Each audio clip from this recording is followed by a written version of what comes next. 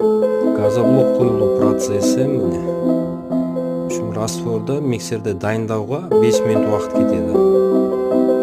Дайындап қалыпқа құйылады. Құйылғаннан кейін 15 минут, 20 минуттың көлемінде газоблок нан ашқан сияқты сынып шығады. Одан кейін 4 сағаттан кейін горбушкасы кесіліп алып тастайды міне осылайынан. Горбушкасы кесіліп алып тастағаннан кейін борттар шешіледі. Тағы да 4 сағаттан кейін борттар шешіледі. Одан кейін шаблон киіліп керек размерде жәлдегі газоблок кесіліп береді. Шаблонымыз каждый 10 сантиметрден кесілетін болып жасағамыз. Клиенттің заказына қарай кесіп бере бересіздер. Бір қалыпты кесіп тастауға 1-2 минут уақыт кетеді. Газоблок станоктарына заказ қабылдаймыз.